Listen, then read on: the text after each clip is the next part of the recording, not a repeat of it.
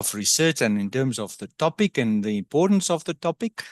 If we looked at the review of the NDP, the 10-year review of the NDP, we see that our economy failed to grow as was planned, and we know this story very well in terms of inequality, crime and corruption, the complex and multifaceted challenges that we have as a society.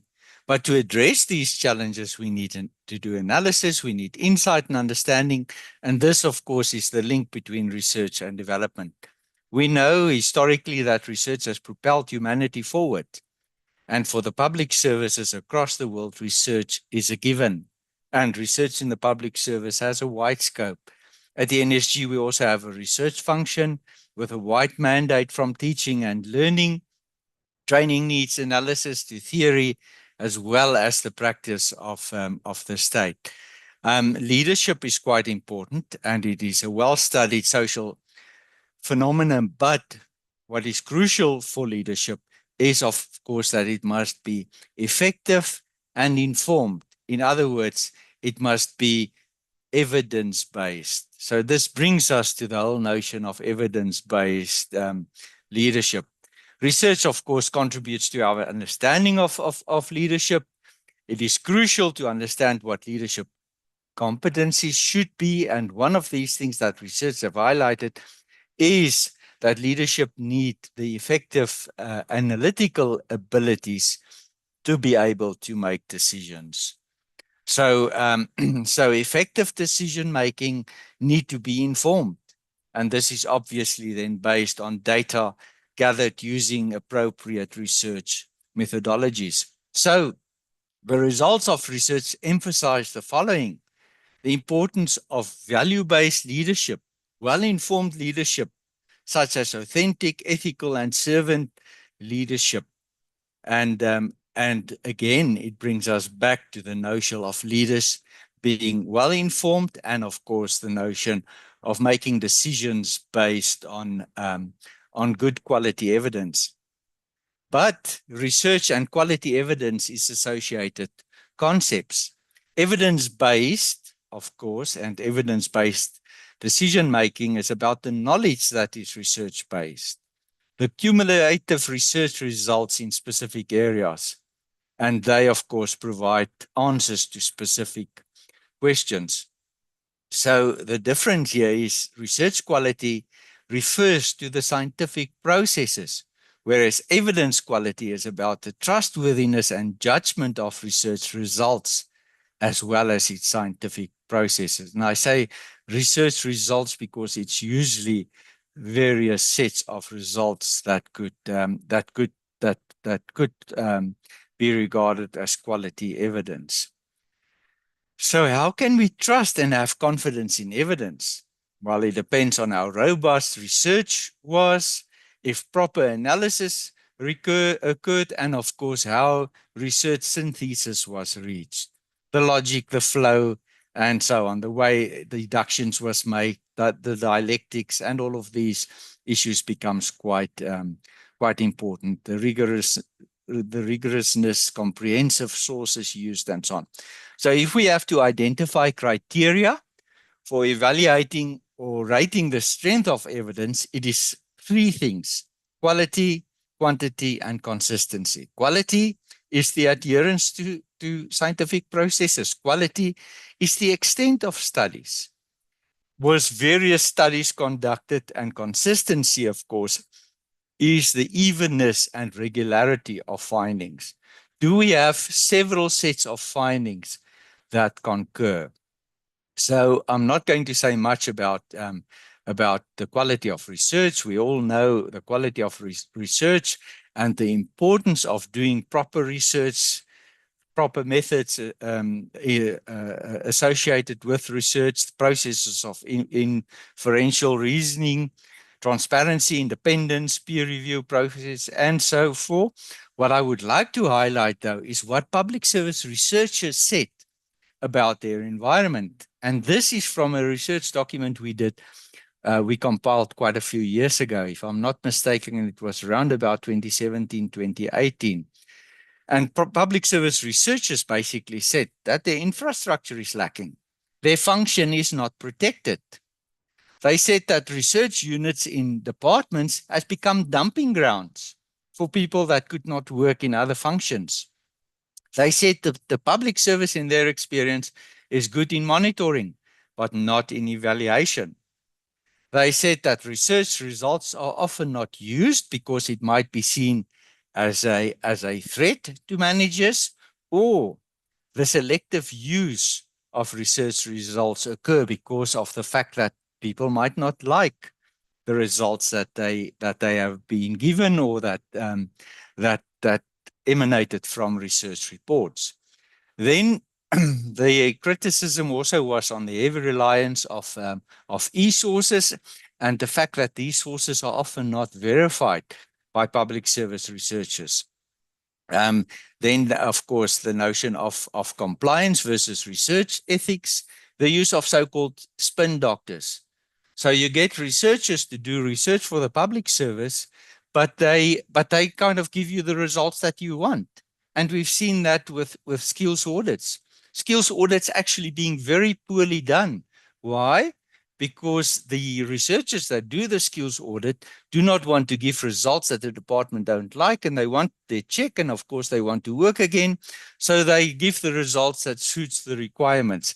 Then another criticism from public service researchers was that the public sector often do not do the research, but they rather manage research outputs and consultants. So that is the view of public servants. So our discussion then on the quality evidence and quality research brings us to a new concept, a concept that I would like to briefly introduce, and that is the concept of evidence-based leadership.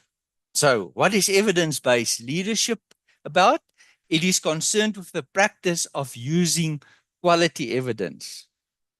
And that is evidence, quality evidence, of course, to perform and guide leadership decisions, to identify and understand problems, to appreciate through situations through proper analysis, to critically analyze the quality and relevance of information, to search and use relevant sources, to gain knowledge and understanding from comparable studies, to identify best practices, set realistic goals, learn from feedback, adapt to changes, evaluate situation, update, use technology and innovative solutions, and do not rely on intuition, assumptions, or anecdotes.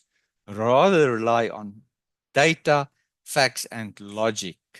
Avoid biases, repetitive errors, and myths. And this we often find, these things are floating around, but they are at best repetitive errors or myths.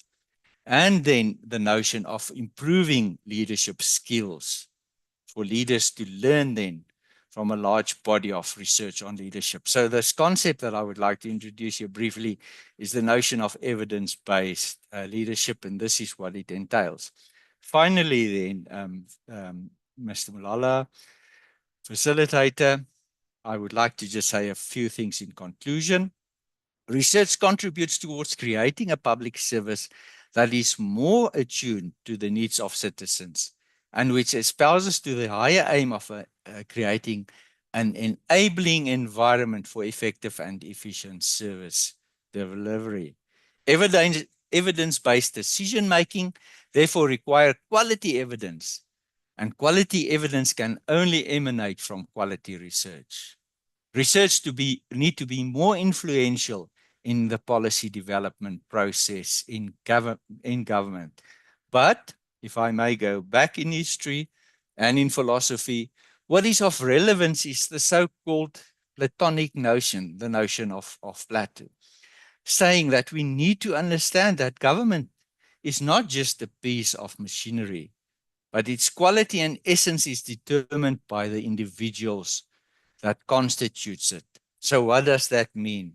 It means that we need to consistently develop public servants and public service leaders and develop their understanding and capacity. Thank you very much.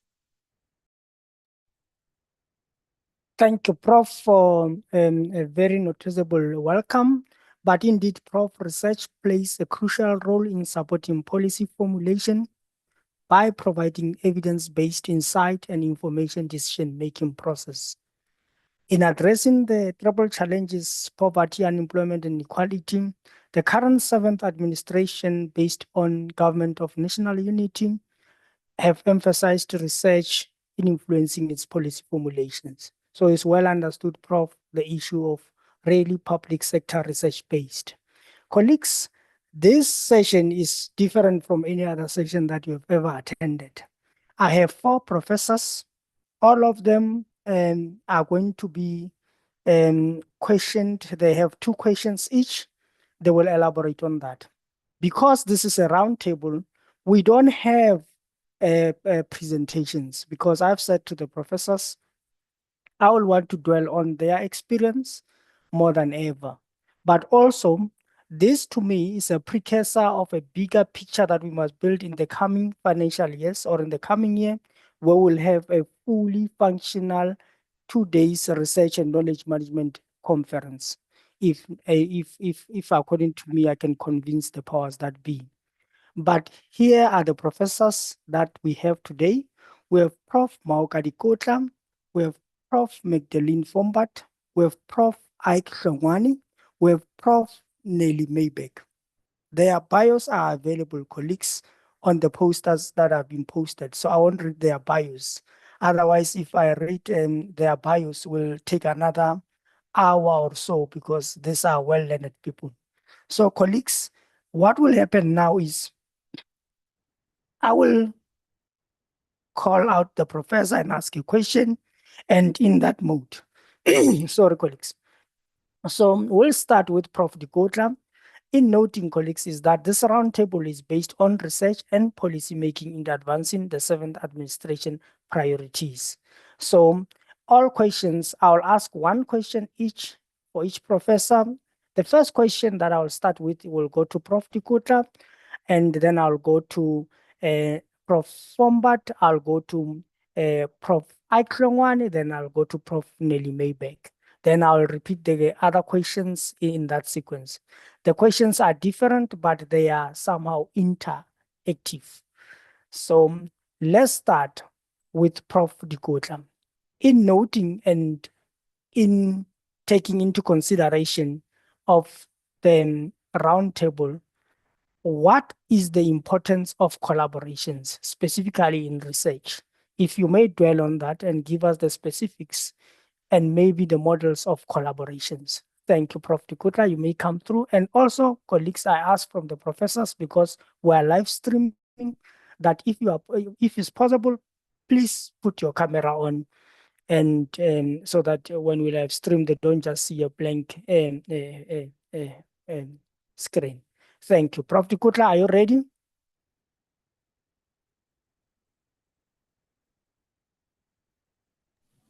Okay, yes, thank you.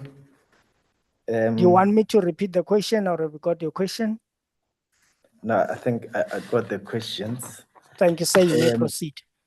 Thank you so much, colleagues. I would like to take this opportunity to thank Mr. Malala and the department as a whole for having thought about this form of roundtable, which in a way is part of collaboration that is being asked here. So the importance of collaboration cannot be overemphasized, especially when any organization or any government agency that would like to improve or render quality service delivery. So collaboration in the sense that the public sector, private sector come together, join hands, and work together to solve certain problems. So in that way, it is normally called public-private partnership. So that is collaboration. So if the two sectors collaborate or work together, they can leverage their respective strengths and resources to tackle complex issues and challenges that affect communities. We all know that our communities are faced with numerous number of challenges. Permit me to use the term our communities. I'll sound like a politician when they say our people. So the communities are, faced with complex issues and challenges. So if the two sectors, public sector and government sector, or parastatals like in UNISA can collaborate, they can solve complex issues that affect these communities. So through research, government in that kind of collaboration, they can formulate the regulatory frameworks, they can provide funding and expertise needed to advance research and development in various fields. So this expertise normally comes from other institutions like UNISA and any other university in as far as the research is concerned. So government can make the ground very much fertile for this research to be advanced. In other words, if they collaborate by means of making funds available, by means of making policy framework that is supportive to research, then the two party sectors can be able to actually run with the research and ensure that they provide evidence-based,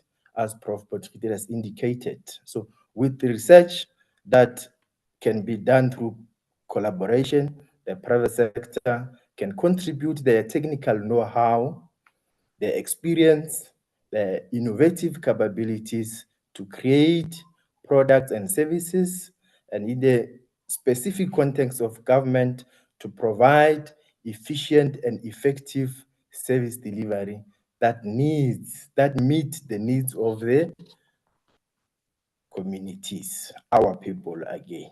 Now, with collaboration through public-private partnerships, it is critical to advance socio-economic needs of the country, because whatever that is going to be made, it is based on research that has been funded, that has been conducted by the experts within the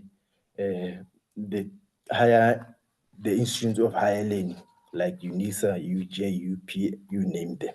So collaboration is very important. So the second part of your question is about the models of collaboration.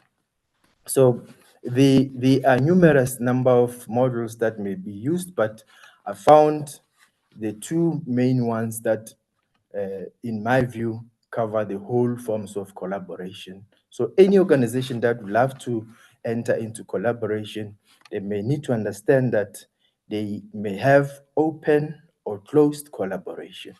So in an open collaboration, it's where an organization like any other department, when faced with a specific problem, can make an open invitation to say, we want to, or we are faced with this challenge. Any form of organization that will want to collaborate with us, would like to partner with us in solving this kind of problem, are free to reach out to us. So in this kind of open collaboration, normally it is, it can either be hierarchical or flat. When a collaboration model or mode is open and hierarchical, it means the organization like the government, national school, if it opts for open hierarchical mode of collaboration, what they are going to do,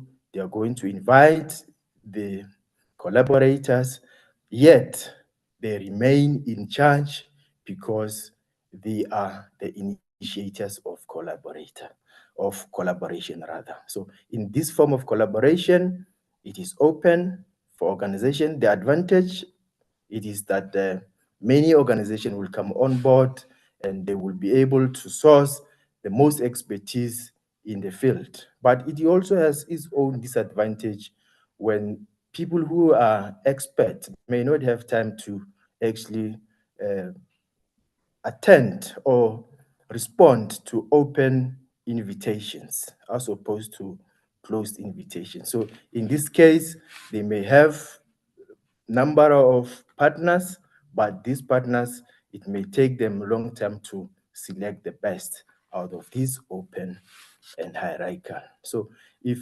another form of collaboration could be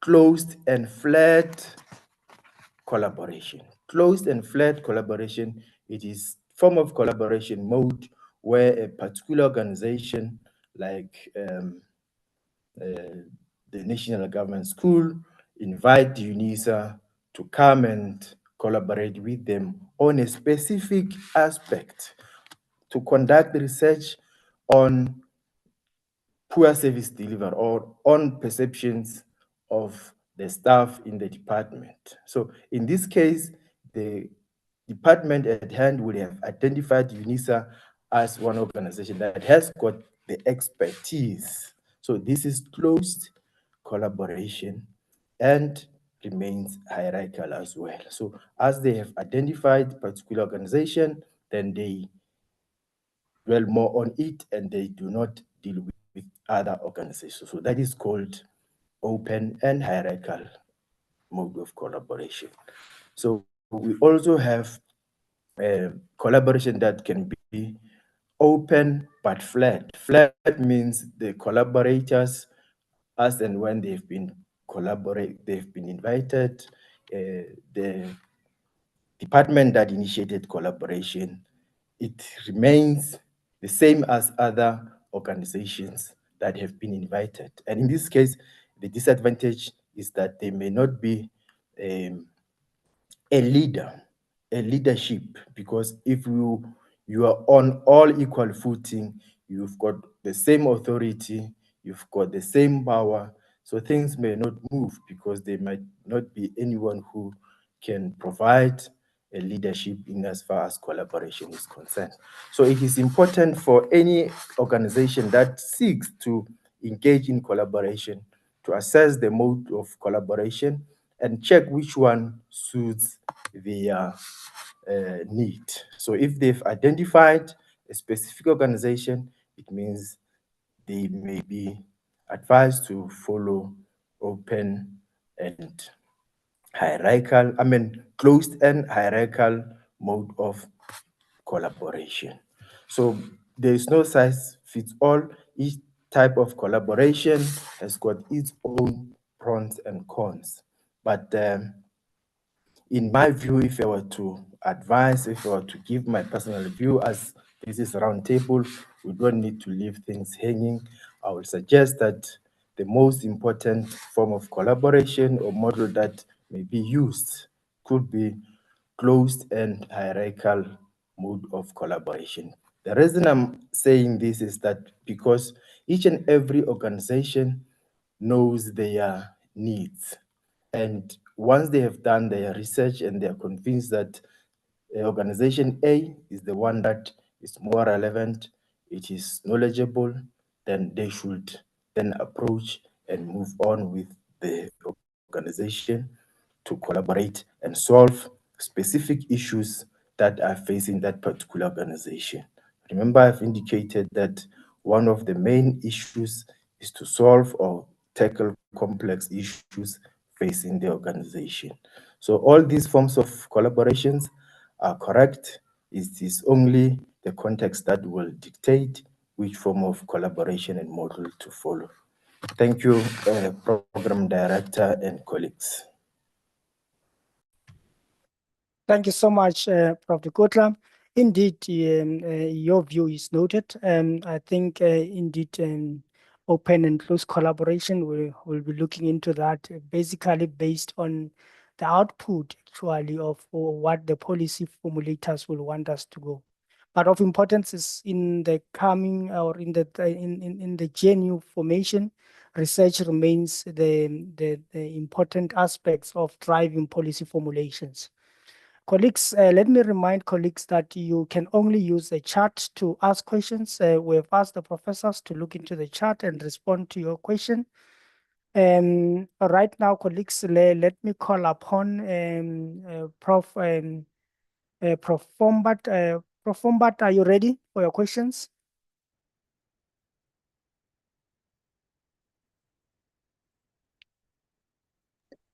Yes, Mr. Mulana, Thank you, I'm Prof. ready. Thank you, Prof. From your side, we just want to get an understanding of how do we build an effective relationship between policymakers and their information staff.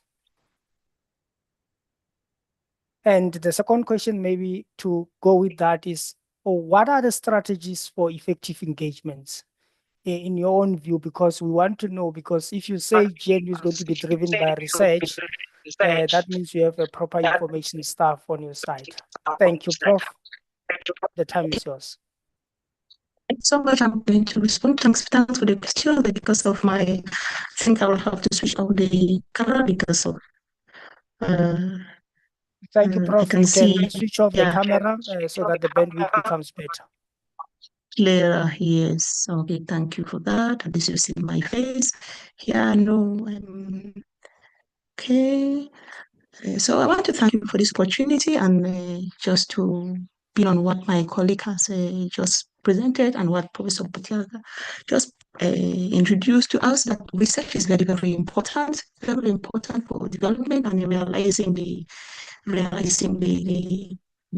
national goals, the national development plan or employment, equality, inequality, and all the SDGs. Research is very, very key. And as I talked of applied evidence-based, I will actually add that applied research, because research is nothing without it being applied. And as we are in the knowledge economy, research is very, very important and it's critical for development. And the knowledge-based economic model of the World Bank recognizes the pillars of the knowledge economy as research. So research actually, it's an intellectual capital. It's very, very important for development. And so as policymakers have realized that knowledge assets, besides all the financial assets, research is very important. So this webinar is very, very interesting, and it's a very good one at this point. So as information, the role of information scientists, what we should do to foster this research is that there should be clear communication channels. The role of the information scientist is to see that the research is disseminated, because if it's not evidence-based, if research is, we just write and we don't inform you of what we have written, then it will remain on our tables. That's why, as Prof. de Kotler says, as an information scientist, we are the ones who have to foster the collaboration, the communication channels. It is us, the information scientists, who have to do that, so that the research that is being done, because plenty of research is lying on our tables. For example, I've done research on my area of research now is I'm looking at knowledge management for sustainable development. That knowledge management is key for poverty eradication. I've written a paper on that, but that paper is lying there. It's just lying there in the article on the shelves. So what is the role of information scientists? Is to see how this research is disseminated. It is disseminated in the communities. Informs, it should disseminate in even at the workplace. Get this information to be disseminated and share this information. There should be collaboration, as Prof. de Kotler was saying. Ensure channels of collaboration, such as community of practice between those who know and those who don't know. So the role of the information scientist is to ensure that this research is applied to the community. And so through different channels, maybe through even training and workshop. So engage in training and workshop to ensure that maybe what has been researched upon is disseminated. Those in the different departments know what is happening. Ensure that through personal, there are different ways in which an information scientist can share this knowledge. Personally, through personal channels, where there is one-to-one, where there is storytelling, because not everybody knows, can understand what is in the books. So maybe through storytelling, maybe through conversation by water coolers in the organization, maybe even through mentorship. So those are the different ways that an information scientist can share this knowledge in the organization.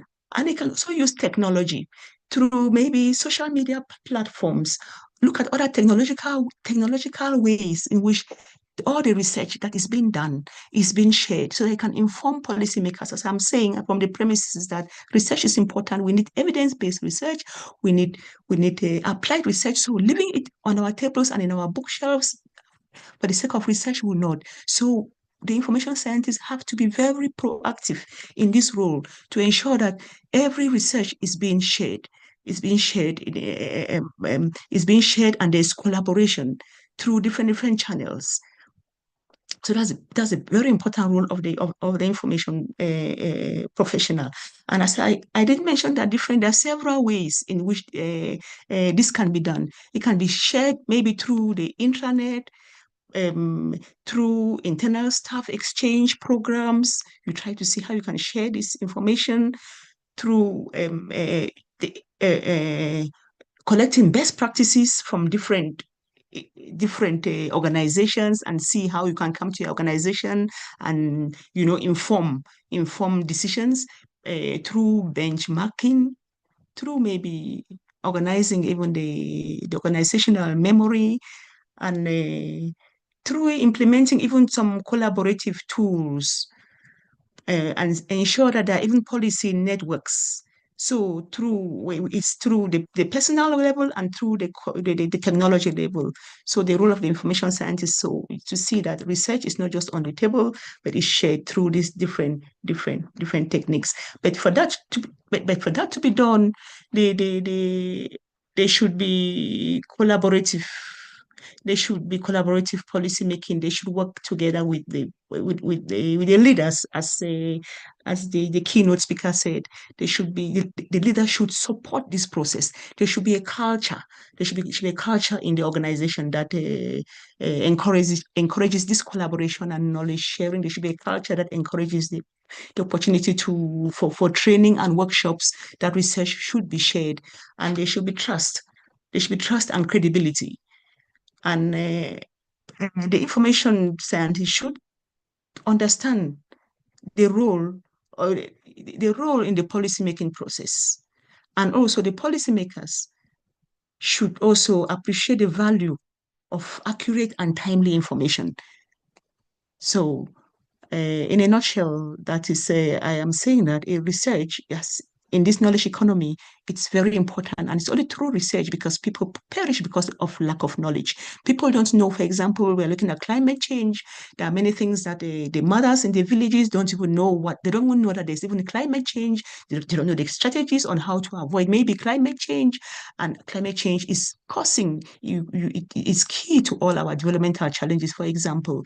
So if through research, and if you do research and say, okay, I've come up with these strategies on how we can help to avoid, to sensitize the local community about climate change, for example, and you put it on your table, how will that work? The information scientist should be proactive, as I've said, even through community radios, try to see how that information is disseminated so that it can bring change, because research is only effective if it brings change, and it can only bring change through collaboration, through knowledge sharing, through communication.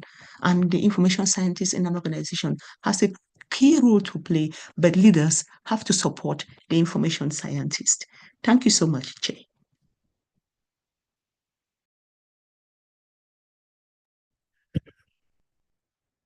Thank you, Prof. Fumbat, for your engagement. Indeed, you address various issues. You address the issues of collaboration, application of research to communities, but most importantly, you talked about trust and credibility between researchers and policy formulators. You also noted the issue of communities of practice. I think Prof. Dukutla mentioned the issues of our communities.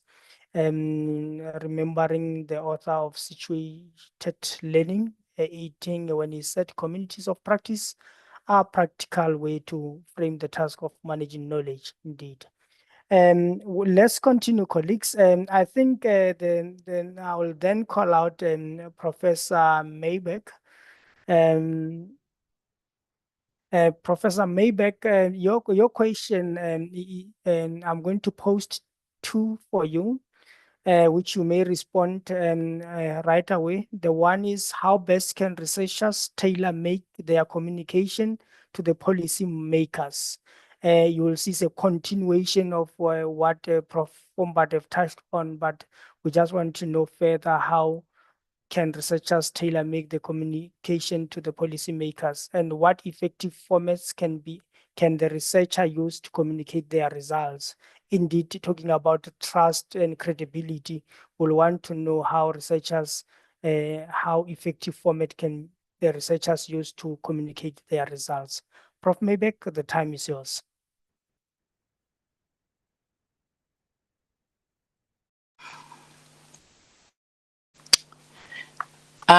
Good morning, colleagues and the audience. Thank you so much, the program director. My role is going to be very simple because I do research for a living. So I will start by saying that the first question is about communicating your findings to the policymakers so that they can use them. But the background work is the one that defines how you're going to do that. So before you go to the policymakers, you have to make sure that the policymakers are in line with the researchers, meaning you have worked together collaboratively, like my former colleagues have said, to define the problems. So what are the problems that you want research to be done on? So you identify the problems, and then you set out to go and collect the data. And while you're collecting that data, you're continually informing the policymakers of what data is saying, so that they can start thinking about how they can use that data or the findings for the final product. And while you're doing that, because research is iterative, sometimes the policymakers would ask and say, could you also look at 1, 2, 3, because we're seeing that this data is showing a number of things that we didn't know about. So you go back to the community, you collect that data for the policymakers. And then once you finalize the data, you sit together with the policymakers to have a discussion to look at the data in itself, at the raw data that's coming out, before you finally present a final report. So this process needs to be collaborative. This process needs to be iterative, back and forth. But at the end of the day, you also have to make sure that you are carrying the community with you. So the community also understands that the data or the research that's being done is done for them, and they have participated in the process. So that when you finally have a product, in this case, a policy, the communities will say, yeah, we appreciate this process because this is a product that was consultative. They came and asked us what we think about this challenge and this problem. So it's a very democratic process, as I would borrow from the political scientists. Research is very democratic in the sense that everybody needs to be participating. Everybody's voice needs to be heard, so that you're not producing a policy that is coming from somebody's office, but a policy that is very organic, that is coming from the people themselves. So finally, when you are communicating or you're tailor-making the findings to the policymakers, you as a researcher need to produce a report that is consumable, because researchers sometimes tend to be very academic, and they would end up producing a report that cannot be used. So it ends up on the shelf.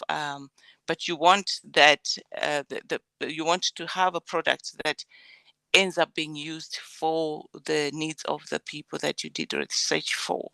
So in the end, there are levels of formats. You can have a research report that is consultative. You sit down and have a workshop, discuss the findings, and also brainstorm on how then you take the research findings further. In this case, developing products out of it, interventions, policy documents, and so on. So, and then the other thing is also to go back to the community with,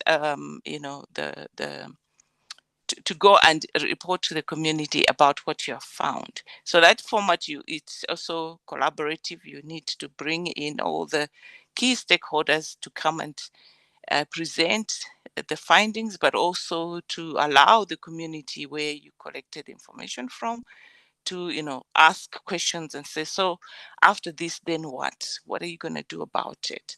And that also feedback can help the policymakers to streamline certain aspects of the policy, but also to, to consider changes that may be needed in the process, and so on and so forth. So what I would say in a nutshell is that research as an area of interest for some of us is not supposed to be looked at as an end all field, but it has to be considered as part of that continuum of policymaking. So you generate data that is coming from the community that have been consulted, but in the process you're also consulting those that are going to take the data further, so that it becomes a product that is useful for everybody. You don't want to collect the data that a policy which is generated from it will not be useful.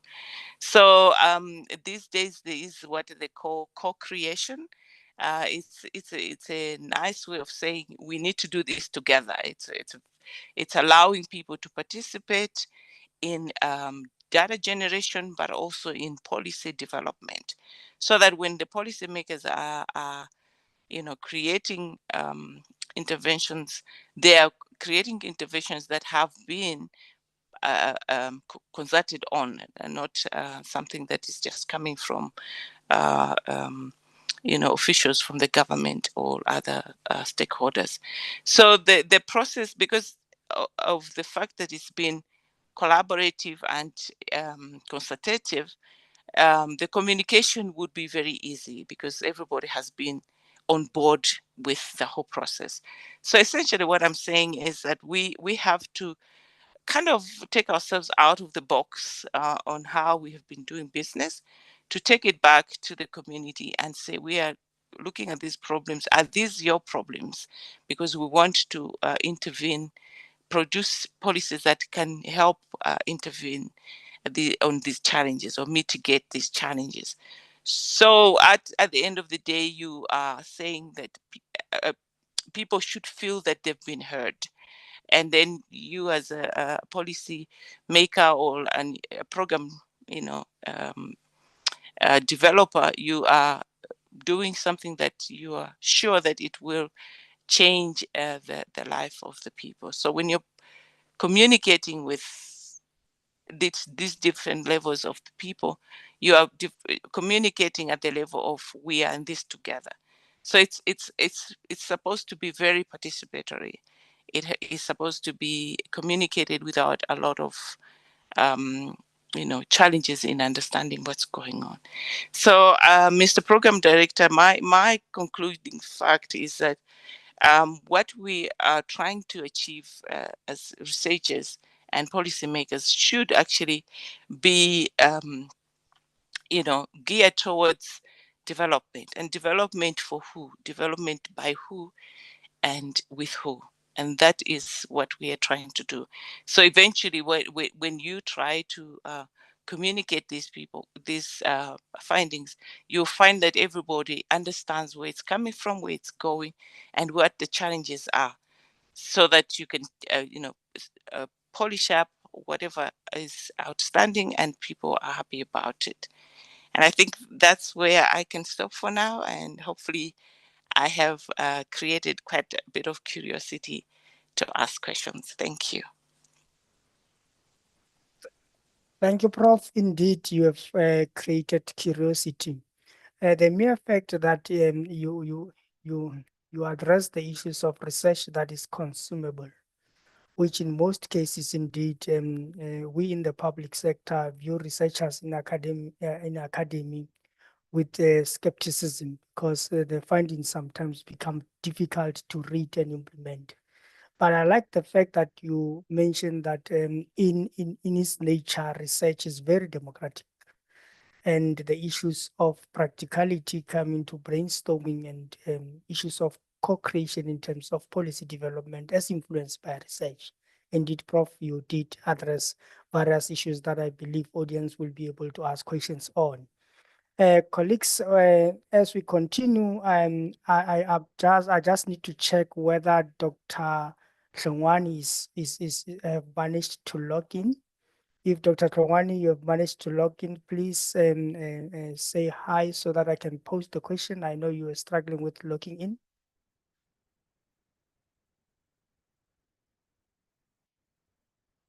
I think Prof. Hlongwane is still experiencing some challenges. In that case, colleagues, I will go back to the professors again, starting with Professor Dikutla. Now they are closing, but they are closing with a question. Also, I will ask them to, when they do this question, they can then give their closing remarks before we go to Dr. Peterson to close officially for us the section. Prof. Dikutla, you address various issues related to collaboration, which we well understood. In your view, what is the key components of success in terms of really research meeting policymakers and the collaboration thereof? This is in your own view as a researcher. I know you have given us a model, you have put the model down that you believe is best. But in conclusion, what is the key components of success that you will advance or you'll advise us on? Thank you. Okay, thank you, colleagues. It's Mauka again. Yeah, the question about the key components of success, I would say if research can be regarded as successful, it may only be when the intended aim has been fulfilled. In this regard, if the problem that is intended to be solved, it is solved. If there is a backlog in a manner in which service delivery is rendered, if now service delivery is rendered efficiently and effectively, then we'll say the collaboration has been successful or research has been successful simply because the problem has been solved. And also, not only regarding the problem solving, we also need to embark on new ways of doing things. We need to innovate in our day-to-day provision of service delivery, in our day-to-day activities. And the only way to innovate, the only way to know new things, it is when research is conducted and the best practices are put in place, the best practices are discovered and shared, implemented, and the service is accelerated, the service is enhanced, the service is provided timeously. So that, in my view, I will say that is when we can say the research has been successful, collaboration has been successful, and we can pat ourselves on the back to say the partnership that we might have envisaged or embarked or engaged in, it has come to fruition.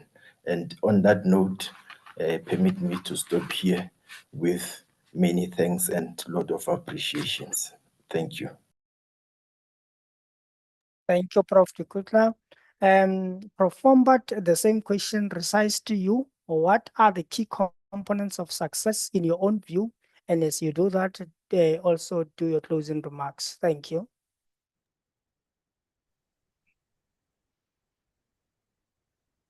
Thank you so much, Chair. Thank you. Yes, Chair, the key components, as we've said, research is very important to inform policy. And for it to inform policy, it is very important for trust and credibility. So I'm coming from the information science perspective. So the information staff in the organization should be able to do research that provides reliable and unbiased data to the policymaker.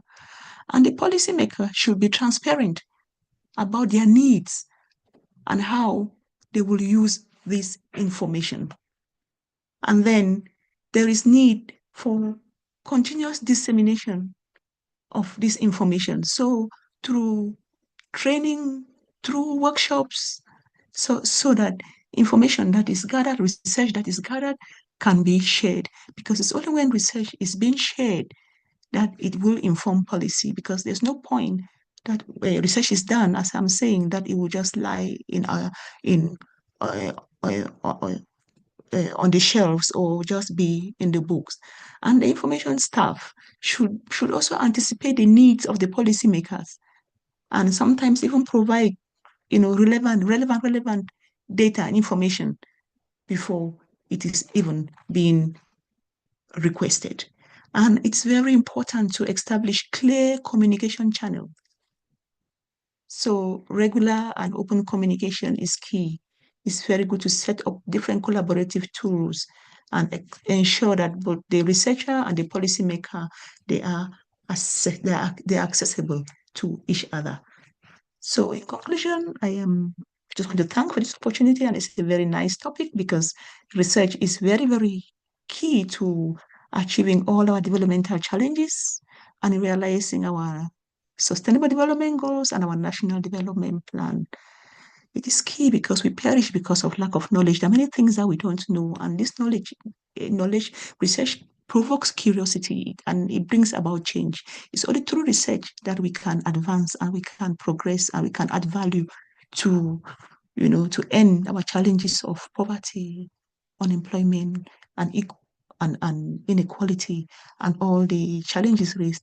We identify in the National Development Plan only if there is this collaboration and trust. Thank you so much, Chair. Thank you, Prof. Fumbat. Prof. Maybeck, the same question to you, the key components of success, and in doing so, you can also make your closing remarks. Thank you. Thank you so much, Chair. I would say that in a nutshell, South Africa is a democratic country. So there are all sorts of structures that help to ensure that democracy is entrenched. And therefore, when the agenda is being set for the government to create development programs, there is always consultation. And in the consultation, you find that researchers usually are not there.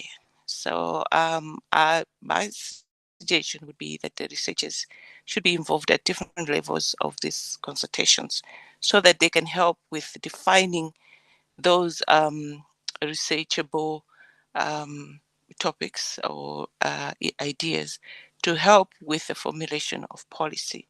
So policy must be data-driven, as my colleagues have talked about, but also policy formulation should be consultative, following in with the philosophy of a democracy. And then when the policy is being implemented, there is also need for collaboration, as my colleagues have alluded to. In that way, you'll find that people will start to see that the democracy they have is working for them because they've been listened to, and the policies are trying to achieve what the agendas are. And so in a nutshell, I would say research should be found at different levels of policy formulation, as well as at the end where you are continually monitoring and evaluating the success or the challenges of the policies have been made. So I would say in the conclusion, the success of a democratic country is continuous data collection, data-driven policy, and improvement of the existing policies through evidence. So research should be a main topic that should be taught in many of these academic institutions, but not just teach research as a topic, a study, but to create curiosity as well as to challenge people to have analytical minds so that they can question certain things, that they can assist in changing things. And at the end of the day, you find that we are all benefiting from research. So thank you so much, Chair, and thank you for the invitation. I hope I've added to the conversation. Hopefully we will work together in future. Thank you. Thank you, Prof. Indeed, this was just the teaser, colleagues, of us working together. As I've said when I started, that there is a need for 2 days of engagement between researchers, policy makers, and information providers and knowledge managers. And this should be taken forward in that breath. But let me, before I call in Dr. Peterson to close, thank you all professors, because during this time when you call people to come and engage with you, normally they will be on holidays. But I appreciated the fact that when I called you all, you heeded the call. And thank you so much for being here. We, as the National School of Government, we embrace collaboration, we embrace co-creation in its totality.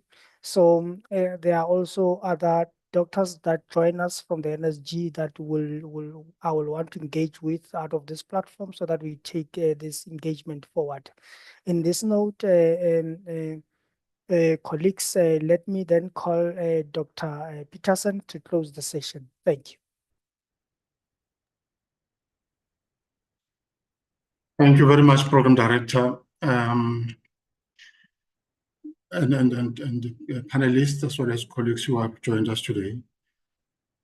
Program Director, the questions that you have asked, I've realized that they were all responded to in a positive manner. Issues of collaboration, the application of the research we're talking about, and the influence on policy making, as well as what are the signs of success that we can see on policy or as a product of research.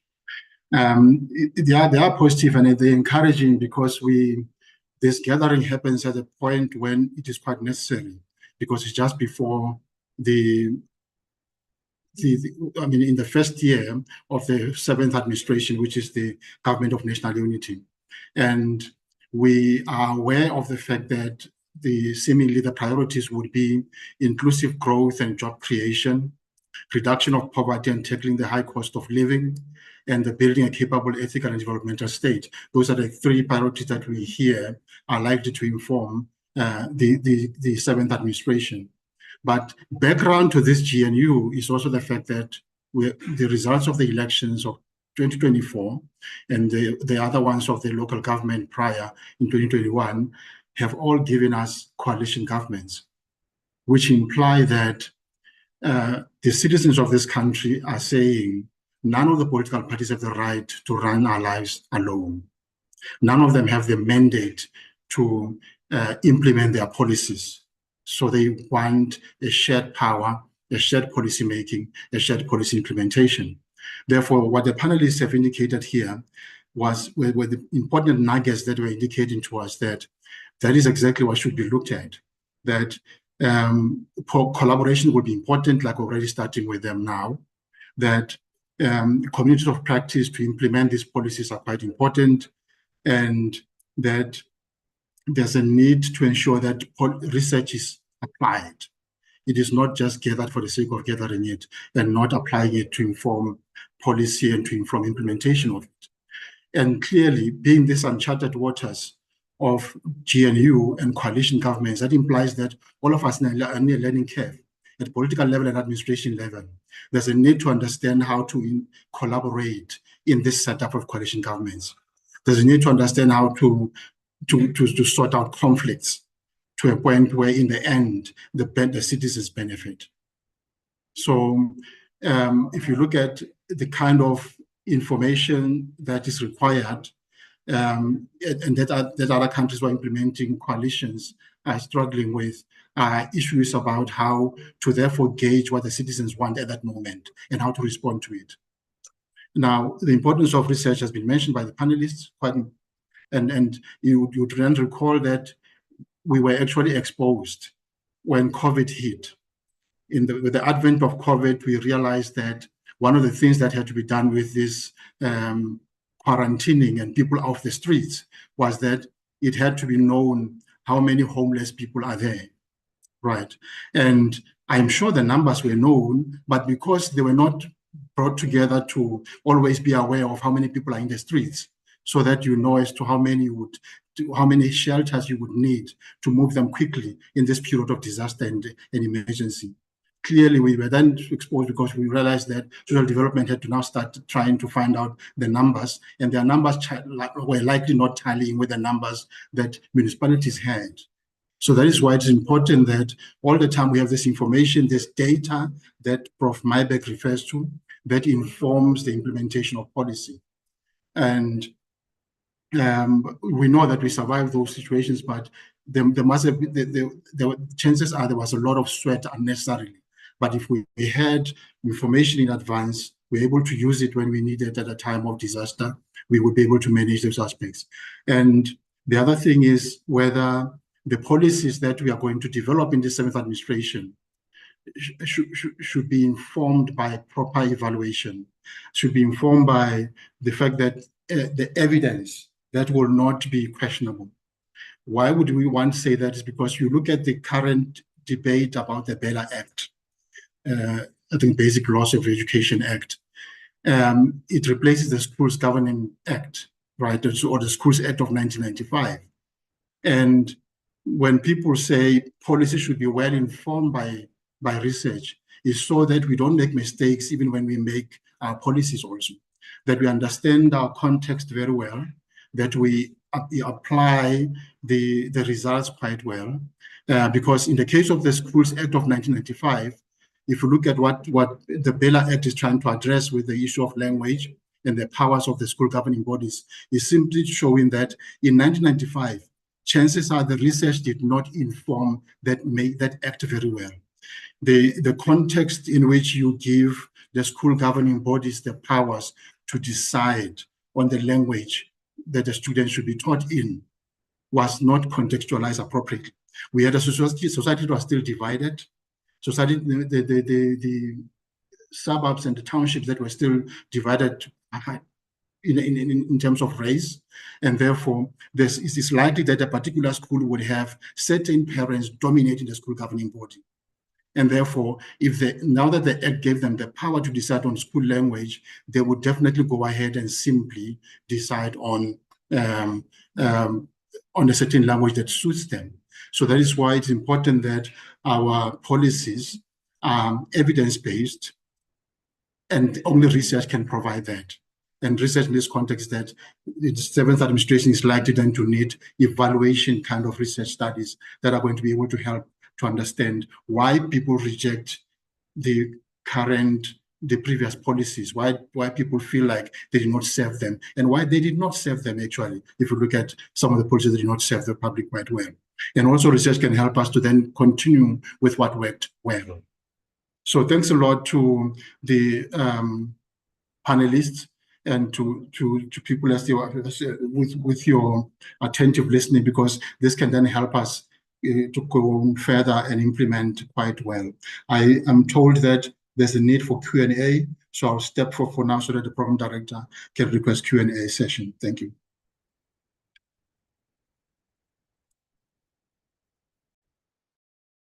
Thank you, Dr. Peterson, and my apologies, colleagues, because I don't see the page this side, I don't see the Q&A. I just been notified by my colleague Jacqueline that there's a lot of questions that we need to take, and she believes that they must be taken live. Jacqueline, can you please read out the questions, and then the panelists, maybe they will take the questions live. We still have another 15 minutes or so. Can you do that, Jacqueline, please?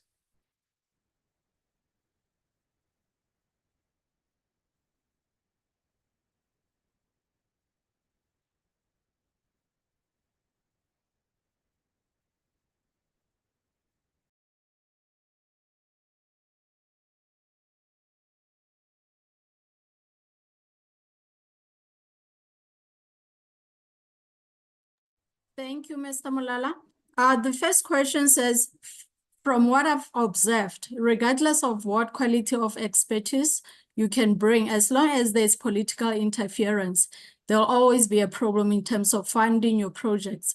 So my question will be, how do we come around convincing politicians to support our initiatives as researchers or policymakers? So can I just request any of the panel members to respond to that question? Thank you.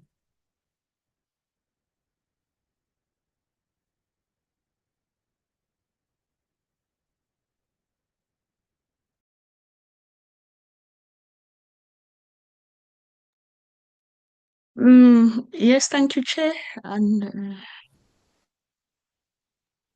Thanks, Prof. you know, as Mayberg. I Thank you. Can Prof. Mayberg, can you please respond to that? Thank you.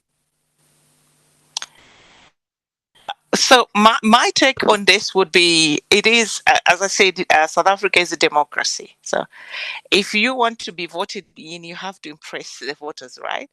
So you have to have data to convince people. And so if you work backwards, you realize that if there is no support for such initiatives, they are, as you know, leaders are not doing themselves a favor, because they need data to back themselves up. So, for example, if they had set up to say we were going to increase, a number of schools in this area from maybe 5% to 15% by the time we finish this political cycle, and that never happened, or maybe there were just a few that were built, they need data to go back and say, okay, look, we had set out to do this, but it's showing that we had these challenges. So those challenges can only be documented if you do some kind of research. So I think it's, instead of looking at research as an audit, because some people think that you're auditing them, you should look at it as an advantage to help you create messages that can help in your work. So in this case, those who control the budgets need also to know that these initiatives are for their own good, to make their work easier, but also to strengthen whatever they are doing. I think I'll stop there for now. Thanks.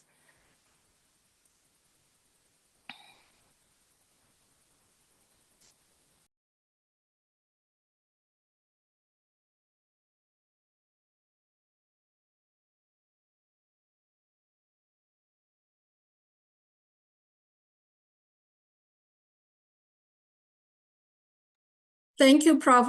So the next question, I'll just take advantage of this opportunity that I've been given.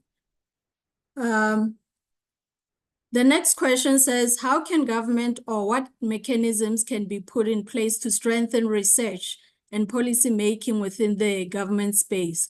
Do you think we need a framework or legislation to direct the work of the policy and research in government? So can I just randomly request Prof. Dikotla to handle this one? Thank you. Okay, thank you so much. This is important question, and in its own, it has got an answer that I fully support. I think the legislation or legislative framework will be very important, because as you see, for politicians, anything that they may seem to be adhering to, it is legislation, of which sometimes it is not fully adhered to.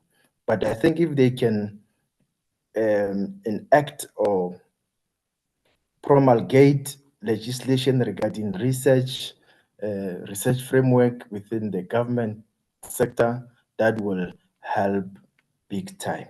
And the other thing that we really need to do is that even if we've got this legislative framework, we need the awareness, we need the education that must be imparted to the people to hold the politicians accountable. So the most important aspect that I feel is required, it is political literacy in many communities, in many people that, you know, live in different parts of the country. Because you hear very often people saying, I cannot, or I'm not going to vote, I have never voted, simply because the party remains the same. I'm not happy about it. But not knowing that if they do not vote, they still keep on giving that particular party the power to continue doing what they do not like. So in addition to legislative framework that may help, political literacy is very important, because if you are politically literate, you'll know that they have to hold these politicians accountable. It is within the legislative framework to receive basic services from the municipalities. It is enacted. It is there. There's no doubt about it. But many often, or many a times, when the government or the municipalities fails, we do not activate these rights simply because we lack some sort of political literacy. Thank you. Thank you, Prof. Thank you so much for that very detailed answer. So I'm going to go to the question that was asked by Salome Malowa. It says, what strategies would you recommend to foster a culture of research-driven policy making across government departments? We do have beautiful and well-written policies, and when coming to implementation, we are struggling. What can be done to better the situation? Is there research done to identify what contributes to these issues? So can I please just randomly pick Prof. Fombat to respond to this question? Thank you.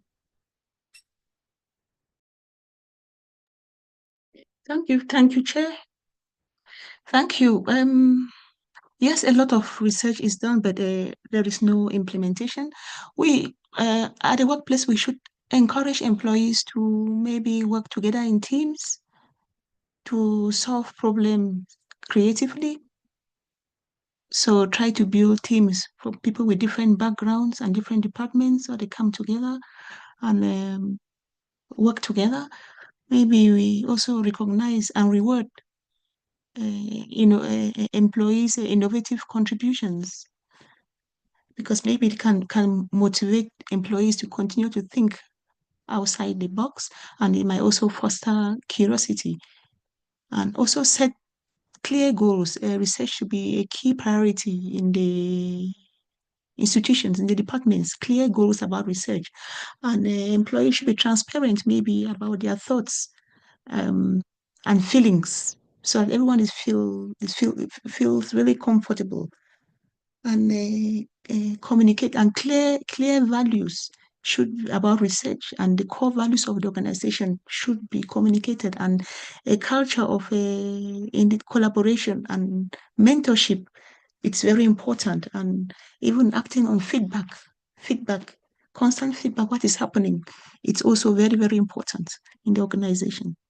Everyone would encourage a culture and foster a culture of research. Thank you. Thank you. Thank you so much, Prof. And then there's another question. I think it would be best answered by someone who's maybe working in government. It talks about the function, the research and policy function. It's the question by Devoshan Moodley.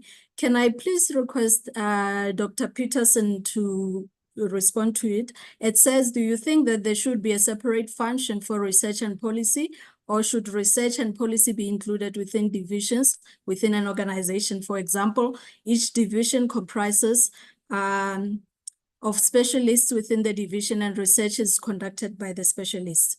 Dr. Peterson?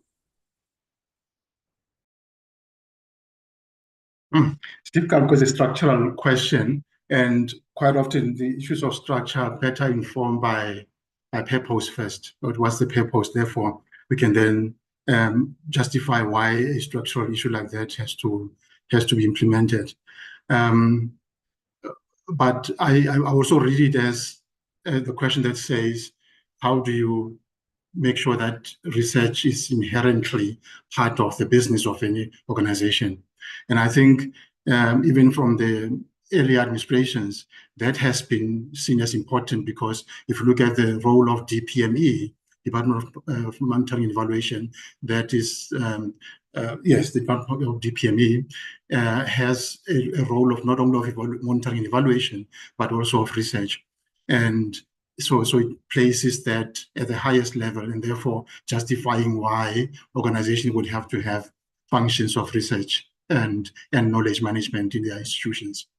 Now, the point then is also how that particular organization like the National School of Government therefore plans and implements. Because if you have a unit that is separate, the question then is, how does that unit then inform or relate with other functions of various units? In other words, how are these functions integrated? And also, research sometimes it's like HR function. If you have a line function manager who is an engineer, managing engineering processes, still has to understand how to manage people, still has to manage people's leave, has to manage people's energies and motivate them. Similarly, research function is sort of like that which all managers should sort of like have ability to understand that here we need some kind of data, here we need some kind of information that can inform whatever we do, and therefore would then be bringing in people who are directly dealing with that. But in that case, it will be a question of them having diagnosed the need based on as part of management and part of operations. So that's in a nutshell how I can put it, but it's more difficult to say it should be that case because then the structural reforms should be informed by purpose. Thank you. Thank you, Dr. Peterson, for being such a great sport. I guess you were not even expecting to be given a question to respond to. I'm just going to read a question from Juanita Fennell. It says, integrated approach to research is required. We have policies that are disjointed and have impact on policy implementation. The issue of public participation in policy development is also a big challenge and hampers implementation. The issue of monitoring and evaluation of policy development and implementation is a key step that is neglected. I totally agree with Ms. Fennell's sentiment here because, you know, this is one issue that has been raised quite a number of times. And then I also like this this comment by Devosham Moodley. It says that similar with the amendments to the Protected Disclosures Act, research is not used to address the protection of whistleblowers. Is there any of the panel members who'd like to maybe give thoughts on these two comments?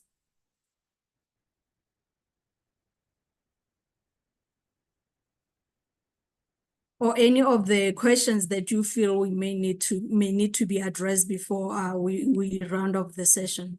Because we're supposed to end at 11:30 and we are left with only 6 minutes. So we can address some of the issues that have been raised here.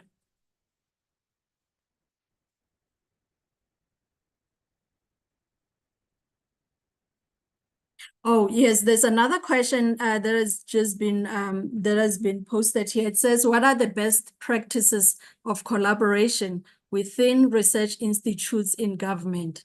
So I would request one of the panel members to address that. The question says, what are the best practices of collaboration within research institutes in government?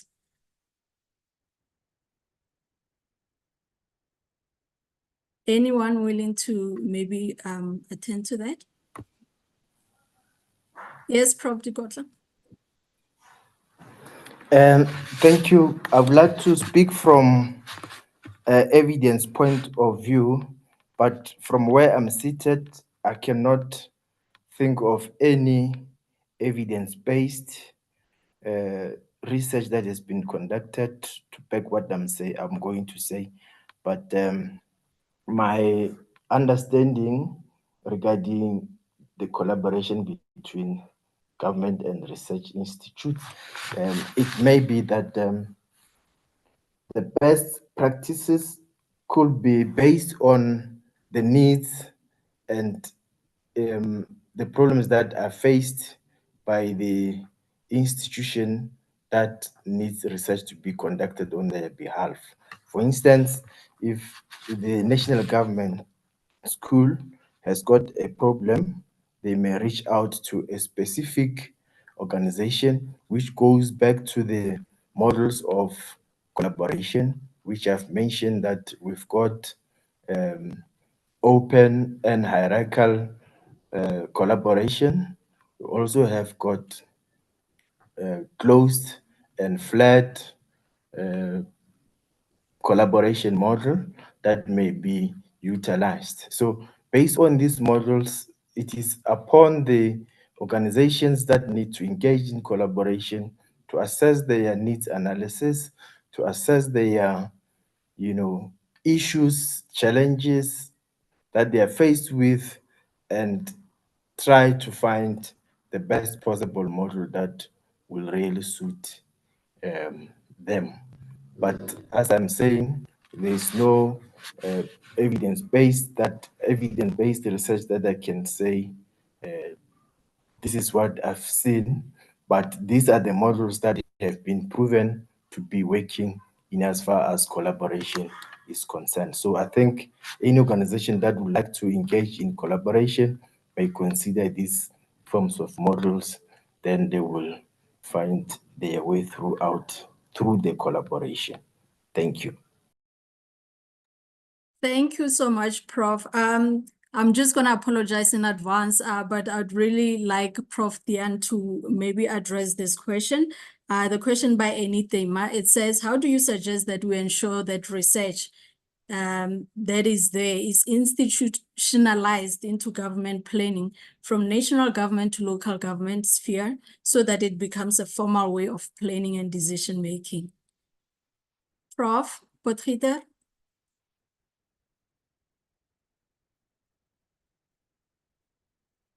Yes, thank you. That's quite a tough one.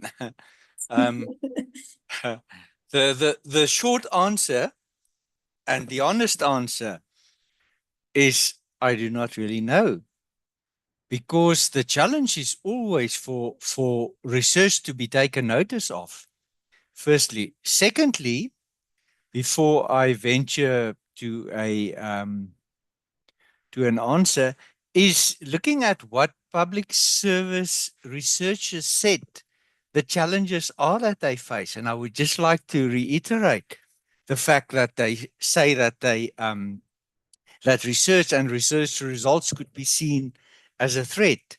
Therefore, there is selective use of research.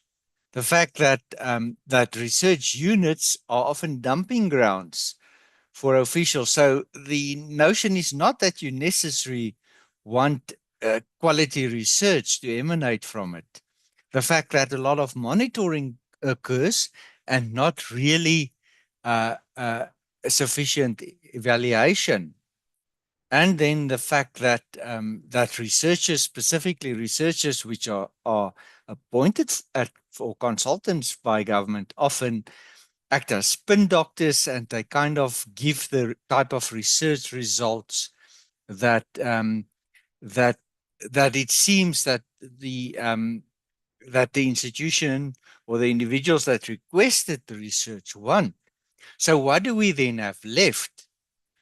What we have left is, of course, to inculcate these notions within the public service and the way that we manage the public service, that we must base decisions on quality evidence. And what does quality evidence means?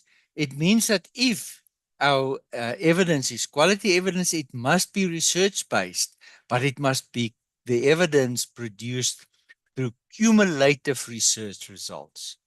So again, the difference between research quality and evidence quality is that research quality relates to the scientific processes, and evidence quality is about the trustworthiness and judgment of research.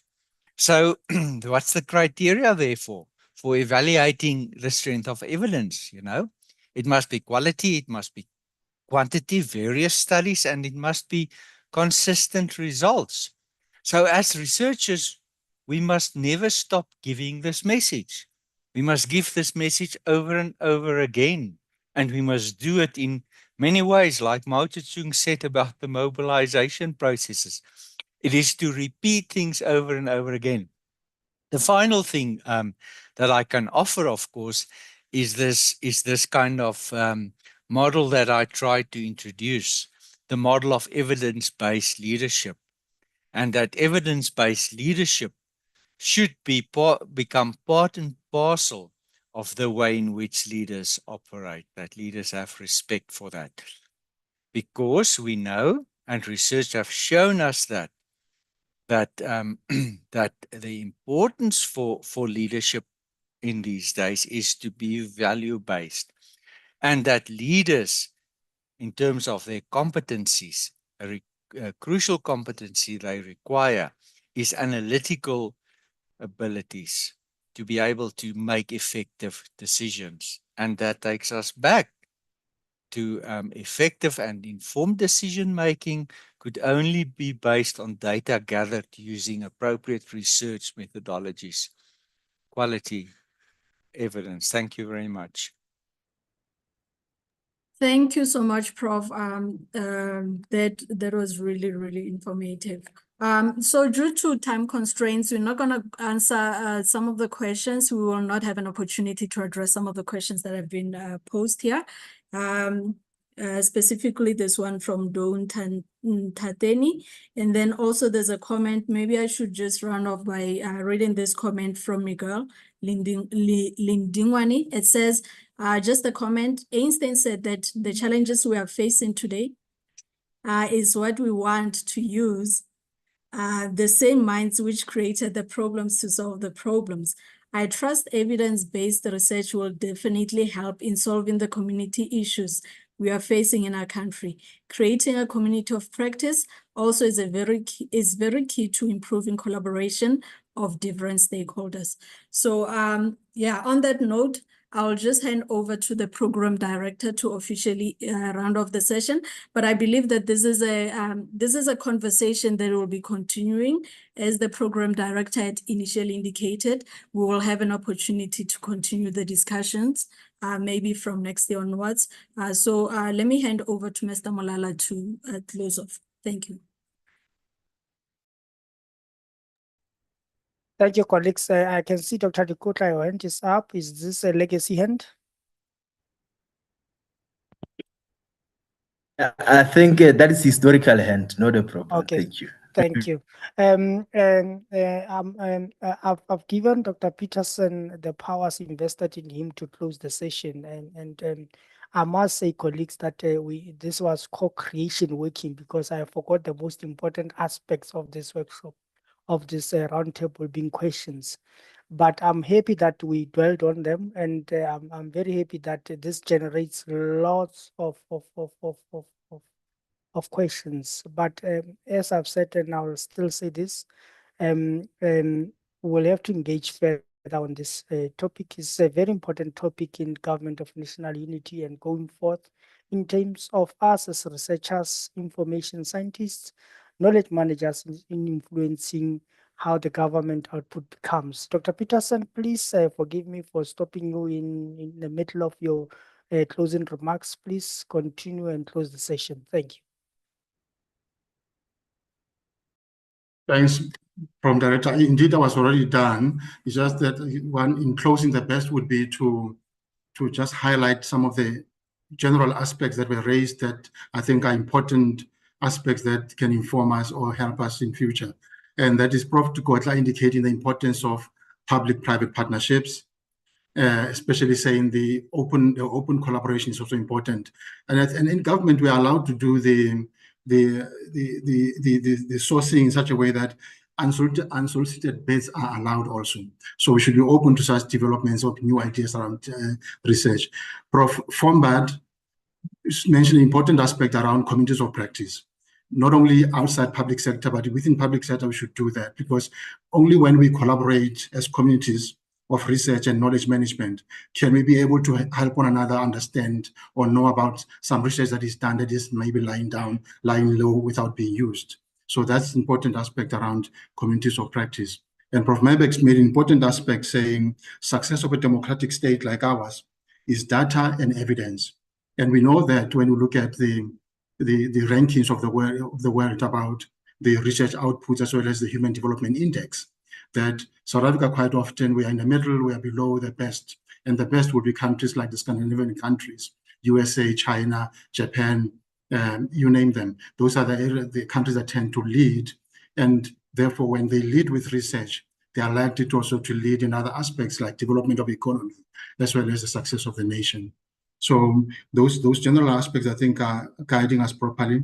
And I'm sure we have seen with COVID that the knowledge is important to guide us to manage even the current challenges that we may be facing. The disaster of COVID-19 could be addressed by the knowledge that we had from the Spanish flu of 1918. So we should respect knowledge, because at some point we are able to use it for the benefit of our society. So thanks a lot to the panelists. Thanks a lot for these nuggets that you gave us today. And like we're saying, it is important to discussion now, especially leading to the beginning of this government of national unity, and the fact that its own challenges are saying there's a need for knowledge, there's a need for evidence for us to be able to come up with policies that are good, that can inform this country quite well. So thanks a lot, and that is my closing. I hope that covers the aspect of what it means to closing the session. But a big thank you to everyone. Big thank you to all people who have attended. We know that December is quite busy for you, but and it's sort of a lull period where you would want to relax a bit after the tough year. But thanks a lot for attending and engaging yourself with this mental gymnastics of thinking seriously. Thank you. Thank you. Goodbye, everyone. Goodbye, everyone. You. Thank you. Bye. Bye-bye.